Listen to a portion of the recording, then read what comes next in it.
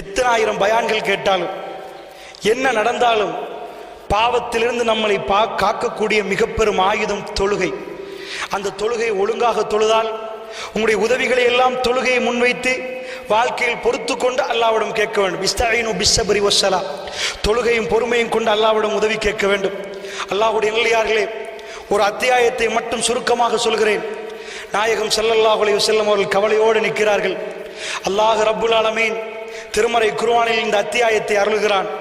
ரசூல் ஸல்லல்லாஹு அலைஹி வஸல்லம் அவர்களை பார்த்து வல்லுஹா, துஹாவின் மீது சத்தியமாக, துஹா என்றால் முற்பகலின் மீது சத்தியமாக, இந்த லுஹர் தொழுகைக்கு முன்னாடி உள்ள நேரம், இந்த நேரத்தின் மீது அல்லாஹ் சத்தியம் விடுகிறான். வல்லைலி இஸா சஜா, ஒளியக்கூடிய மறையக்கூடிய இரவின் மீது சத்தியமாக. இதற்குரிய விஞ்ஞான விளக்கங்கள் எல்லாம் நாம் பேசவில்லை. அல்லாஹ் ரெண்டு சத்தியம் விட்டு நேரடியாக ரசூலுல்லாஹ்வுடைய கல்பை தொடுகிறான்.